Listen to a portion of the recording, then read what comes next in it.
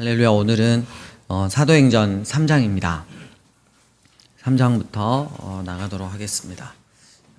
사도행전 3장. 3장 이제 보면 1절, 2절 나면서 못 걷게 된 일을 베드로와 요한이 지나가다가 보고 6절에 보니까 은과 금은 내게 없거니와 내게 있는 이것을 내게 주노니 나사렛 예수 그리스도 이름으로 일어나라 했더니 하나님께서 기적을 행해 주셨습니다. 그래가지고 이 일로 인해서 하나님을 찬양했죠. 그래서 11절에 솔로몬 행각 하나님의 성전 안에 솔로몬 행각이라는 데가 있을 때 거기서 모였어요. 근데 12절 보니까 두 번째 줄 우리 개인의 권능과 경건으로 이 사람을 걷게 한 것처럼 왜 우리를 주목하느냐. 늘 하나님의 역사 가운데 있는 사람들 특징은 어떻게든 주님을 바라보게 하지 나를 바라보게 하진 않아요. 그러면서 이야기를 하는데 너희가 성경에서 예언되었던 메시아를 넘겨주었다.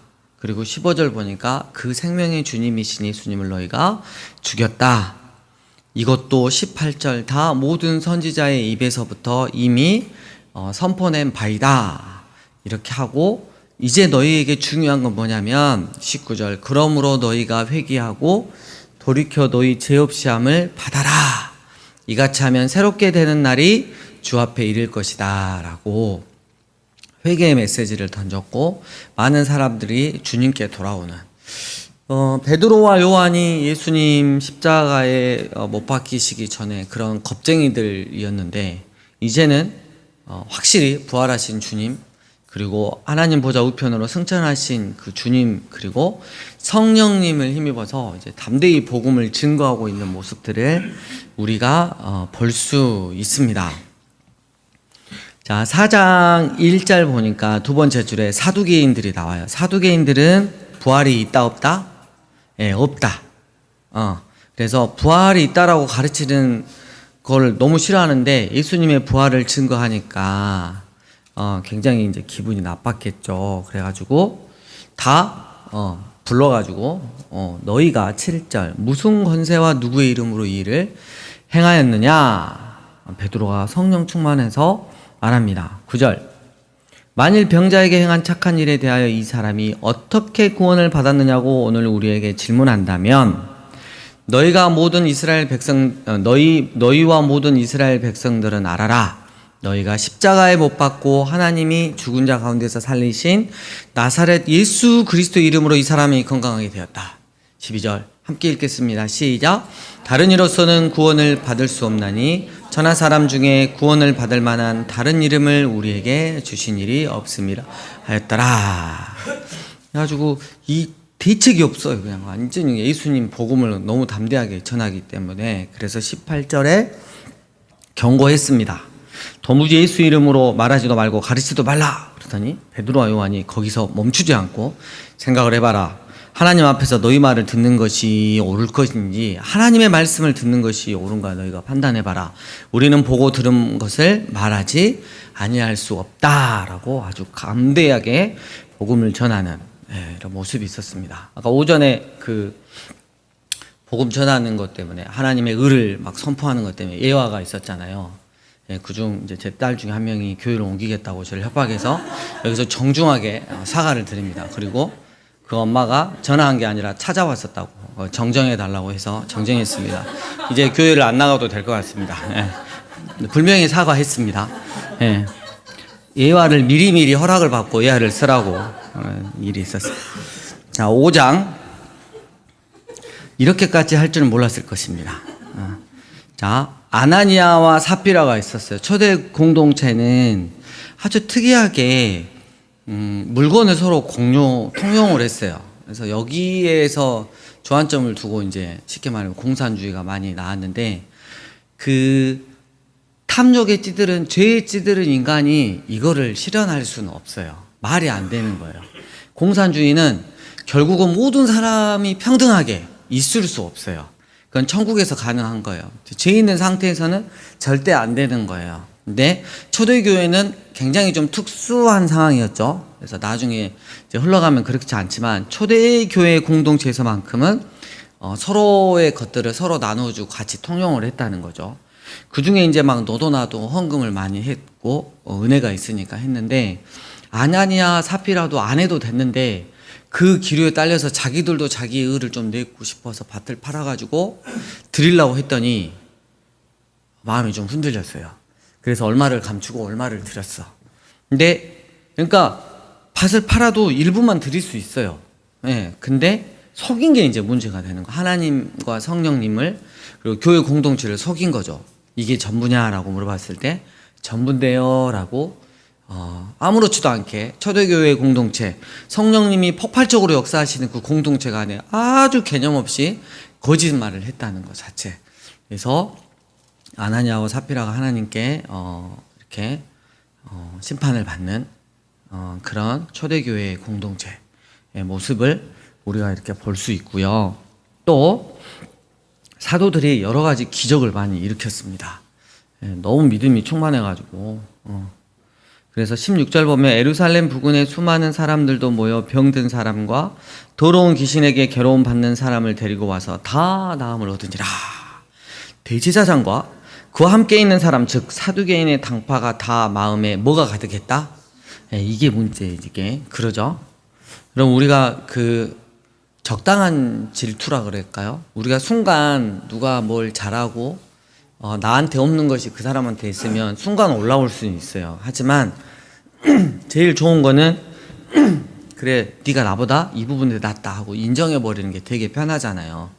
근데 시기를 발동하기 시작하면 굉장히 이제 힘든 상황, 어려운 상황이 다가오죠.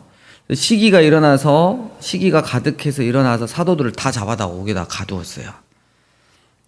근데 그 다음날 보니까 다 모여가지고 이제 요것들을 어떻게 해보려고 해서 옥에서 야 끌고 와라 이랬더니 가봤더니 옥에 사람이 한 명도 없어. 제자들이 이미 시내 가서, 예루살렘 시내 가서 복음 전하고 있어. 또 복음 전도지 나눠주고 있어. 예수님 믿으세요. 너무 당황했겠죠. 그래서 다시 잡아와가지고 대제사장이 27절 보니까 그들을 끌어다가 공회 앞에 세우니 대제사장이 물어 이르되 우리가 이 이름으로 사람을 가르치지 말아라. 예수 이름으로 사람을 가르치지 말아라. 이렇게 하니까 29절 함께 읽겠습니다. 시작. 베드로와 사도들이 대답하여 이르되 사람보다 하나님께 순종하는 것이 마땅하다. 여러분, 사람보다 하나님께 순종하는 것이, 사람을 기쁘게 하는 것보다 하나님을 기쁘시게 하는 것이 마땅하다라고 말씀을 딱 예수님의 제자들이 하고 있는 모습. 그래서 굉장히 분쟁이 심하게 일어났을 때 34절 바리새파 출신 중에 가말리엘이라는 율법교사, 굉장히 유명한 율법교사죠. 근데 가만 놔둬라. 이게 지그들 인간에서 나오면 그냥 스스로 없어질 것이고 하나님으로부터 나왔으면 너희가 핍박한다면 너희도 큰일이다. 가만 놔둬라. 그래가지고 가만 놔두게 되었다. 이런 일이 나오고요. 그 다음에 이제 6장으로 넘어갑니다. 6장은 이제 7 일꾼을 택하는 건데, 우리로 말하면 뭐 7 집사다, 뭐 안수 집사다, 막 이렇게 하는데, 그 당시에는 거의 사도들 다음으로 이렇게 있었으니까 거의 뭐 그 목사님들이라고 생각하면 되죠. 하지만 우리가 또 적용을 할 때, 우리가 또 안수 집사 뽑을 때 이 부분을 되게 많이 또 설교를 많이 합니다. 그래서 우리가 보통 안수 집사하고 서리 집사가 있는데, 서리 집사는 이제 교회에 필요한 일들을 감당하기 위해서 1년 단위로 이렇게 늘 임명을 하는 거고요. 안수 집사는 항존직입니다. 계속 주님 앞에 설 때까지. 그래서 안수 집사는 그 결격 사유, 우리 디모데전서 3장 1절에서 7절 보면 집사는 어떻게 해야 되고, 가정에서는 어떻게 해야 되고, 믿음을 어떻게 해야 되고, 세상 가운데를 어떻게 해야 되고, 아내를 어떻게 해야 되고, 이런 게 다 있어요. 예, 그거를 만족한 입교인에 한해서 우리가 이제 선출을 할 수 있고요. 그리고 이제 권사님하고 제가 알기로는 장로님은 만 45세 이상이 기본적으로 돼야 되고, 그 다음에 입교한 지 무흠, 이런 결격 사유에서 5년이 지났을 때 이제 자격이 생기는 거고요. 우리 교회는 하나 더 있죠. 목사님이 하나 더 만들어 놨잖아요. 뭐죠? 모교입이 나와야 돼. 목요 예배 함께 이렇게 예배 드리고, 우리가 복음 안에서 뭉치고 복음을 증거하는 삶을 살겠다라는 거. 그래서 1년에 30번 그렇게 이제 목요 예배 가운데 하는데, 그래서 성도님들이 잘 너무 따라오셔서 너무 감사하고, 여러분들이 함께 예배를 드려주니까 그게 여러분 10년을 넘어서 벌써 12년 차 그렇게 복음을 선포하고 있고, 우리가 또 요한계시록 말씀을 올해는 특별히 같이 나누고 있습니다. 무슨 일이 있었냐면, 연약한 자, 특히 가부들이 헬라파 유대인, 히브리파 유대인들이 있었는데, 이 히브리파는 원래부터 그냥 예루살렘에 살았어요. 근데 이 헬라파는 해외에 나가서 이민 생활하다가 다시 들어왔었어요. 근데 어떻게 하다 보니까 히브리파 사람들한테 좀 먹을 게 더 갔나 봐. 그래서 요게 이제 문제가 터졌는데, 2절에 보니까 12사도가 일 처리를 어떻게 한 거야? 이게 아니고, 오메 우리가 순간 놓쳤다. 제일 중요한 게 교회가 말씀과 기도에 집중을 해야 되는데, 세상 사람들도 할 수 있는 구제에만 너무 집중을 했다. 그거는 그냥 사회복지기관에서 할 수 있는 거고 나라에서도 할 수 있는 건데 우리가 우선순위가 바뀌었다야.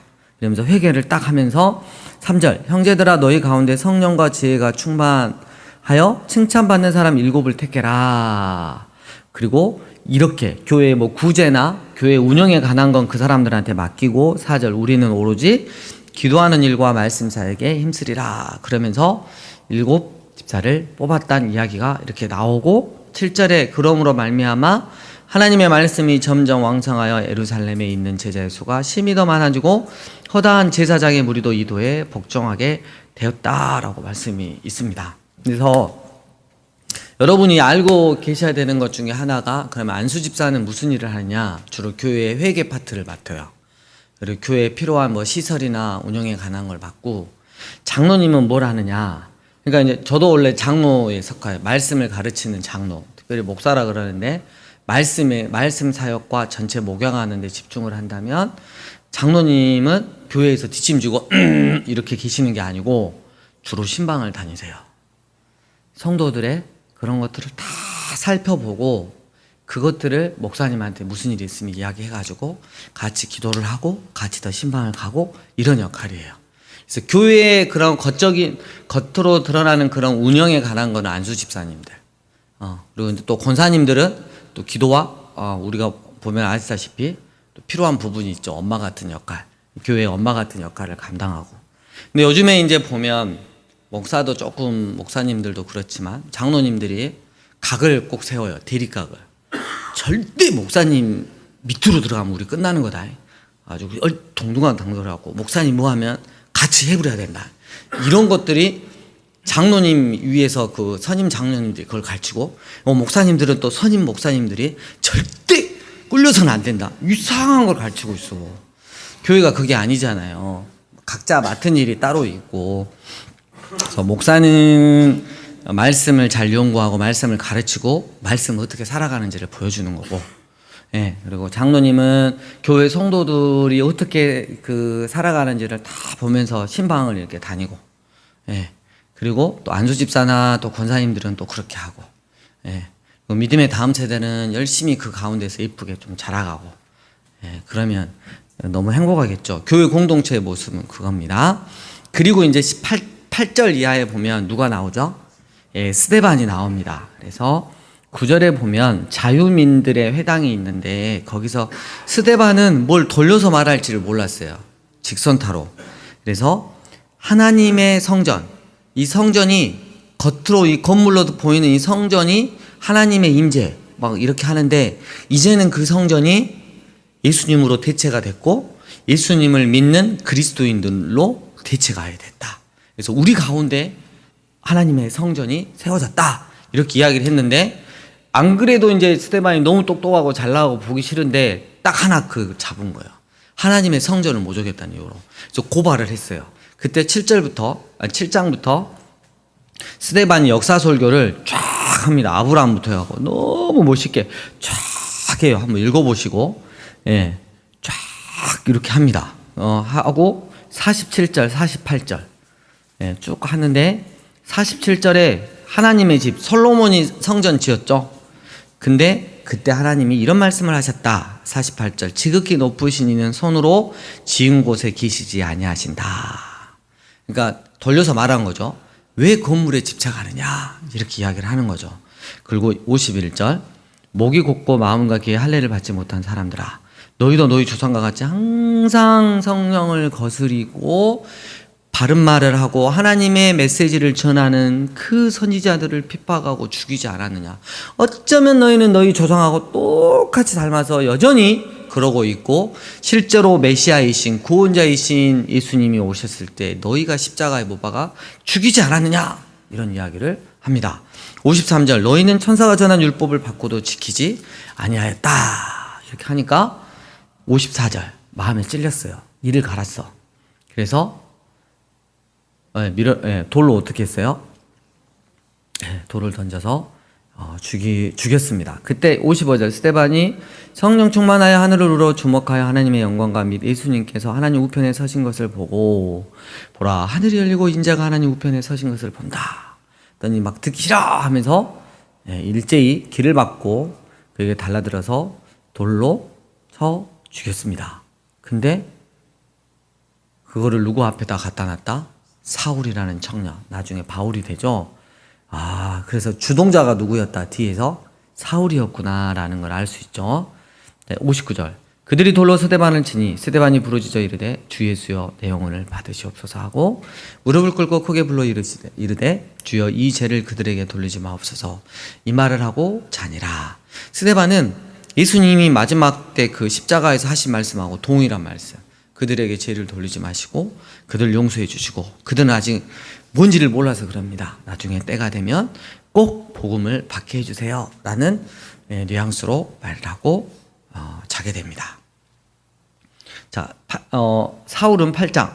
그가 죽임당함을 마땅히 여겼습니다. 그래서 그날에 예루살렘에 있는 교회에 큰 박해가 있어 사도 외에는 다 유대와 사마리아 모든 땅 것으로 흩어졌다. 원래 그 성령이 너희에게 임하시면 너희가 예루살렘과 온 유대와 사마리아와 땅끝까지 이르러 내 증인이 되리라 했는데, 아마 초대교회는 다른 거 되게 열심히 했는데 하나님의 뜻에 즉시 순종해서 복음을 확장시킬 그럴 생각이 별로 없었나 봐요. 그래서 하나님께서는 핍박이라는 그것을 통해서 이제 복음이 막 확장이 되게 하셨습니다. 그 중에 4절 보면, 5절 보면 빌립이라는 그 7지사 중에 있었죠. 사마리아 성으로 가가지고 복음을 전했습니다. 14절. 예루살렘에 있는 사도들이 사마리아도 하나님의 말씀을 받았다함을 듣고 베드로와 요한을 보내매 성령으로 안수하고 성령이 그들에게 임함을 봅니다.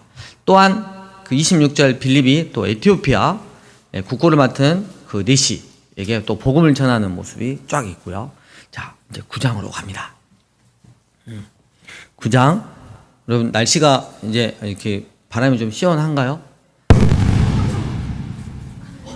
놀래라. 항상 이 마이크가 이렇게 문제거든요. 안수를 해도 안 돼.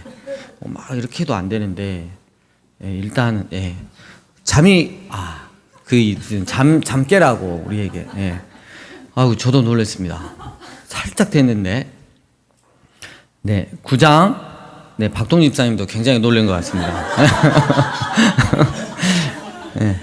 자, 사울이 주의 제자들에 대하여 여전히 위협과 살기가 등등하여 대제사장에게 가서 다메섹 여러 회당에 가져갈 공문을 청하니, 이는 만일 그 도를 따르는 사람을 만나면 남녀를 막론하고 결박하여 예루살렘으로 잡아오려 함이라. 사울이 길을 가다가 다메섹에 가까이 이르더니, 외국이에요, 시리아 쪽, 호련히 하늘로부터 빛이 그를 둘러 비추는지라. 땅에 엎드러짐에 소리가 있어 이르시되 사울아 사울아 네가 어찌하여 나를 박해하느냐 하시거늘. 그러니까 사울은 교회를 박해했잖아요. 예수님을 믿는 공동체인 교회를 박해했는데 예수님은 왜 너는 나를 박해하느냐라고 말씀을 하셨어요. 그때 5절. 대답하여 주여 누구시니까 이르시되 나는 네가 박해하는 예수라. 너는 일어나 시내로 들어가라. 네가 행할 것을 내게 이를 자가 있느니라. 같이 가던 사람들은 소리는 들었다 안 들었다? 들었어요. 그러니까 신의 현현은 있었어요. 근데 그 소리가 뭔 소리인지를 몰랐어요. 근데 사울은 정확하게 들어서 알았던 거죠. 아무도 보지 못하여 말을 하고 서 있더라 이랬습니다. 여러분, 사울은 이전에도 분명히 예수님을 직접적으로 볼 수 있는 그런 기회들도 있었고요. 그 다음에 그 앞에서 보면 스데반 집사를 통해서도 하나님, 예수님을 믿는 자들의 그 아주 특별한 그들의 믿음의 행위들에 대해서 또 분명히 알고 있었어요. 그러니까 하나님은 이미 그 사울을 통해서 이미 마음을 요동치게 해 놓으신 것 같아요. 여러분, 그러면 그럴 때일수록 더 강하게 밀어붙이는 경향이 있어요. 그러다가 딱 영적으로 꼬꾸라들잖아요. 우리가 이런 사람은 되게 복음을 받아들일 것 같다. 이게 가능성이 되게 많이 있는 거고, 그 충청도 스타일로 교회를 이렇게 예수님을 믿었으면 믿어야지 그리고 한 30년 동안 믿어야지 이렇게 이러신 분들은 진짜 어렵다 하는 거예요. 여러분 아시죠? 우리가 속으로 그러잖아. 아이고 차라리 그냥 심판을 하셨으면 좋겠다. 저 말을 안 했으면 좋겠다 할 정도가 되게 많죠. 가야지. 거리가 별로 되도 않은데 몇십 년이 걸려도 이렇게. 그래서 좀 극적인 분들이 예수님을 좀 더 잘 믿는 것 같더라고요, 나중에. 근데 극적인 분들은 그런 분들도 있고 아예 초극단적으로 가가지고 끝까지 핍박하시는 분도 있고 그래요. 자, 사울의 눈을 멀게 하셨습니다. 그리고 이제 어디 곳으로 갔어요. 하나님, 주님께서 지정한 곳에 갔고, 그때 10절에 누구를 불렀다? 아까 아나니아 삽비라 다시 살았나요? 이게 성경을 모르는 사람들, 이거 성경 거짓말이구만. 이름만 같이 달라요. 그죠? 우리 지금 같은 경우도 이렇게 우리가 이름을 많이 짓지만 특이하게도 많이 짓죠. 예전에는 그렇지 않아요. 그냥 거의 뭐 조상 중에 좀 괜찮은 조상이 있다 그럼 이름 또 쓰고, 누가 좀 괜찮다 그러면 또 그 이름 또 쓰고, 막 이런 게 되게 많았죠. 그래서 아까 그 사람 아니다 라는 거 우리가 기억하고 아나니아한테 말을 합니다. 11절, 직가라고 하는 거리로 가서 유다의 집에서 다섯 사람, 사울이라는 사람 찾아서 그에게 안수해가지고 다시 눈을 뜨게 해라. 그는 15절에 내 이름을 이방인과 임금들과 이스라엘 자손에게 전하기 위한 나의 택한 그릇이다. 근데 그가 내 이름을 위하여 얼마나 고난을 받아야 할 것을 내가 그에게 보이리라. 이렇게 했는데 아나니아가 너무 놀랬죠. 왜 그러냐면 우리 보기만 하면 잡아갖고 뚜드러 팼고 죽여버리고 감옥에 넣었던 사울인데 거부를 하지만 주님께서 이렇게 이야기를 하시길래 가서 사랑의 손으로 안수하여서 눈을 뜨게 해주었죠. 그때 이제 사울은 아라비아 광야로 내려가가지고 그때 시내산이 있었던 곳에 가서 무려 최대는 약 3년 동안 거기서 하나님과 독대하는 시간을 갖습니다. 그래서 자기가 알고 있는 구약에 있는, 너무 똑똑했잖아요. 모든 율법서와 선지서를 갖다가 다 연구를 시키셨죠. 신학을 다시 해가지고 결론을 딱 냈죠, 예수님으로. 그래서 처음으로 이제 탄생한 공동체가 바로 기독교입니다. 그래서 기독교 하면 사도 바울을 빼놓고는 이야기할 수 없습니다. 그래서 이렇게 그냥 예수님의 이것들을 하나의 정확한 신학적인 체계로 만든 게 바로 사도 바울입니다. 그래서 사도 바울이 하나님께서 이렇게 쓰신 거에 대해서 우리가 되게 그 하나님의 일하심에 대해서 찬양을 해야 되는데, 어떤 목사님들은 그러더라고. 기독교가 뭐야? 그래서 지금 뭐 교회들이 막 이런 모양으로 있는 거야. 그래서 옛날 같이 그냥 초대교회식으로 그냥 조용히 그렇게 있었으면 그냥 이렇게 됐는데 너무 형식화된 거 아니야? 여러분, 사도 바울이 잘못한 거예요. 한국 교회가 잘못한 거예요. 지구들이 잘못해놓고 사도 바울이 세워가지고 기독교는 좀 별로 용어가 안 좋대. 정말 웃긴 거죠. 기독교는 뜻이 뭐냐면 예수님의 하나님 되심, 예수님의 심판주 되심, 예수님의 구원자 되심을 정확하게 일목요연하게 쫙 해놓은 게 바로 기독교입니다. 그래서 굉장히 예수님으로만 설명될 수 있는 종교, 그걸 기독교라고 하니까 누구 핑계댈 게 아니죠. 그리고 나서 이제 19절, 20절 사이에 보면 다메섹으로 와서 곧바로 복음을 증거했어요. 그래서 많은 사람들이 제자도 됐고요. 그리고 다른 사람들도 너무 당혹스러운 거죠. 그 전까지는 예수 믿는 사람들만 보면 잡아서 두드러 패고 죽이려고 그랬는데 지금 예수님을 믿어야 구원받는다고 이야기를 하고 있으니까, 그래서 쟤 안 되겠다, 없이 해불자 이랬더니 그 계교가 24절 알려져서 25절 그의 제자들이 밤에 사울을 광주리에 담아 성벽에 달아 내렸어요. 그래서 사울은 어디로 갔다? 예루살렘에 가서 제자들을 사귀고 싶어 했어요. 이유는 뭐냐면 예수님과 그들은 함께 3년 동안 생활을 했고 예수님의 죽으심과 예수님의 부활하심과 승천하심에 대해서 직접 보았기 때문에 그것들 전승들을 듣기를 원했어요. 그래서 많은 사람들이 처음에 껄끄러워했지만 이번에는 27절 누가 바나바가 그 역할을 해줬습니다. 그래서 15일 동안 머무르면서 베드로와 그 다음에 예수님의 친형제인 야고보, 당시 예루살렘 총회장이었던 야고보를 통해서 예수님에 대한 수많은 이야기들을 듣게 되면서 그의 기독교에 대한 모든 신학들이 딱 자리를 잡게 된 것입니다. 그 이야기가 이렇게 나오고요. 그 다음에 이제 32절 이렇게 보면 그 베드로 이야기가 좀 나와요. 베드로 행전이 좀 살짝 나옵니다. 읽어보시고 10장에 보면 누가 나오죠? 고넬료와 베드로가 나오는데 여러분 베드로도 기도하고 있는데 한상 중에 이렇게 보자기가 내려와서 이렇게 그 정결하지 못한 정결하지 못한 그 짐승들을 잡아먹으라 그러면서 막 너 누가 오면 따라가라 이렇게 하고 또 하나님이 고넬료라는 그 사람을 통해서 이탈리아 부대의 군대 백부장인 지금으로 말하면 한 중대장 정도 되겠습니다. 그 사람을 통해서도 너의 선행이 네가 그렇게 착하게 사는 그 모습이 진실되어 보여서 내가 너한테 특별히 역사를 하겠다. 그래서 베드로에게 역사해가지고 너 베드로의 집에 가가지고 베드로를 모셔와가지고 복음을 들어라. 그래가지고 나중에 만나서 보니까 이게 주님이 다 하신 일이에요. 그래서 베드로가 하나님을 찬양하고 이방인에게 복음을 전하고 성령으로 세례를 딱 주는 모습들이 이렇게 나옵니다.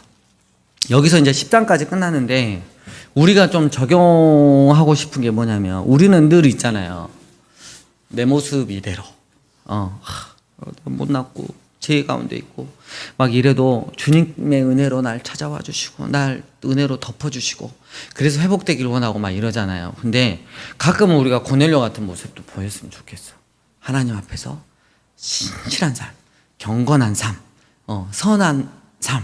그러니까 나도 좀 준비가 되면 좋겠는데 우리는 늘상 이제 하나님의 은혜로 모든 걸 그냥 꿀꺽 해보려고 하는 게 있는데 고넬료를 보면서는 분명한 건 우리 고넬료에게는 뭐라 그러셨냐면 네 기도와 구제가 하나님 앞에 상달되었다라고 이야기했어요. 우리가 우리 그 교인들 가운데 이런 분도 있어야 되는 거 아니냐 이거예요. 아닌데 우리는 고넬료 싫은데 이게 아니라고. 여기 중에 몇 분은 또 고넬료 같은 분도 있어야 되고 어떤 분들은 또 연약한데 하나님 은혜로 또 그렇게 그 거부할 수 없는 은혜로 하나님 앞에 나온 분들도 있어야 된다고. 아니 고넬료도 있어야 된다니까. 다 이러시면 안 된다니까. 11장에 보면 이거를 이제 베드로가 예루살렘 교회에 보고를 합니다. 2절에 보면 베드로가 예루살렘에 갔을 때 할례자들이 비난하여 이래 네가 무 할례자의 집에 들어가서 함께 먹었다. 그러니까 이 율법주의자들이 또 이 부분에 대해서 태클을 건 거죠. 그래서 베드로가 여차여차해서 하나님이 이렇게 해서 성령의 세례까지 주었다 막 이렇게 이야기를 하니까 17절 그런즉 하나님이 우리가 주 예수 그리스도를 믿을 때 주신 것과 같은 선물을 그들에게도 주셨으니 내가 누구에게 하나님을 능히 맡겠느냐 하더라. 그들이 이 말을 듣고 잠잠하여 하나님께 영광을 돌려 이르되 그러면 하나님께서 이방인에게도 생명을 얻는 회개를 주셨도다 하니라. 이렇게 딱 이야기를 했어요. 그래서 일단락이 일단 된 것 같죠. 근데 일단락이 됐다 안 됐다?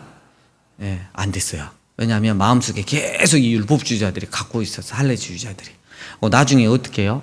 그 갈라디아 이쪽 가가지고 그 사도 바울이 1차 선교여행 때 복음을 전하잖아요. 근데 그 안디옥교회 쭉 올라가고 뭐라 그래요? 그쪽 가가지고 아니요 예수님은 믿음으로 믿는 거 맞는데 거기다 더 해야 돼. 네가 할례 받아야 돼야 이렇게 하잖아요. 그러니까 겉으로 하나님이 그런 큰 영광을 역사를 해서 금갑다고 이렇게 박수치고 와 하나님께 영광을 하지만 마음속에는 뭐예요? 그거 아닌데 우리가 이런 고집스러운 부분이 있다는 거잖아요. 그래서 이게 나중에 교회를 쪼개버리는, 그래서 다시 유대교로 돌아가 버리는 그 안타까운 심정에서 그래서 뭘 쓰죠? 히브리서를 쓰나요? 히브리서를 쓰잖아요. 다시 돌아오라고. 그 이야기가 이렇게 나오고요. 그 다음에 이제 그 이방인 최초 교회가 어디죠? 예, 안디옥 교회가 나오는데 안디옥 교회가 부흥을 하니까 초대 목사를 보냈어요. 24절 그 사람이 누구죠? 예, 바나바인데 성령과 믿음이 충만하고요. 어떤 사람이었다 또? 예, 성령과 믿음이 충만한 사람이라고 제가 이야기했어요. 그리고 또 어떤 사람이요? 예, 착한 사람이라고 그랬죠. 예, 착한 사람. 아까부터 자꾸 그 이유진 집사 부러워하고 임산부 있고 복 있고 막 돌아다니신 분이 좀 이상해요. 착한 사람이요. 예, 착한 사람. 그러니까 여러분 저도 그렇지만 우리가 그리스도인이라면 성령과 믿음이 충만도 하는데 선해야 돼요. 일단 사람이 선해야 되겠다. 그러면서 처음으로 그리스도인인 예수님으로 설명되어지는 사람이라고 이렇게 하고 27절 예루살렘의 큰 어려움. 예. 그래서 흉년이 들어서 30절 바나바와 사울의 손으로 장로들에게 구제헌금을 보내죠. 그래서 사울이 공식적으로 이게 몇 차 방문이다? 2차 방문이 되겠죠. 1차는 아까 전승 들으러 아까 갔었죠. 그리고 이제 12장을 오늘 마지막으로 끝내도록 하겠습니다. 12장 그 헤롯 아그리파 1세가 요한 형제 야고보 첫 순교자를 내죠. 가지고 유대인들이 좋아하니까 누구도 잡았다? 베드로. 그래서 5절 베드로는 옥에 갇혔고 교회는 그를 위하여 간절히 하나님께 기도하더라. 무교절 기간이어서 바로 못 죽이고 끝나면 죽이려고 했는데 여러분 잘 아시죠? 베드로가 뭐 코골았다 잤다 천사가 깨운다 아니라고 옆구리를 빡 쳤다 나왔다 가지고 막 환상 중에 나와가지고 보니까 아이고 주의 천사가 했구나 깨달았다. 그리고 기도하고 있는 교회 그 공동체에 가서 똑똑똑 했는데 그 조그마한 애가 나가서 오 베드로다 그래가지고 베드로라니까 네가 미쳤다. 베드로가 감옥에 갇혀 있는데 뭔 소리냐? 막 이런 이야기들이 계속 있었죠. 예. 그러면서 이제 이야기가 이렇게 끝나고요.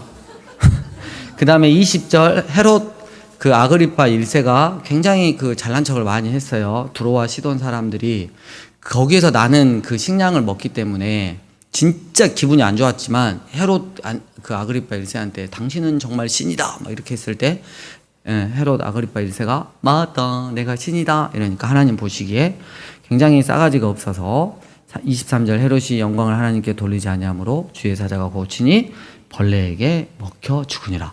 맞다 내가 신이다. 이 사람이 어떻게 해요? 하찮은 벌레에게 먹혀 죽으니라. 우리 인생이 이것밖에 안 되는 거예요.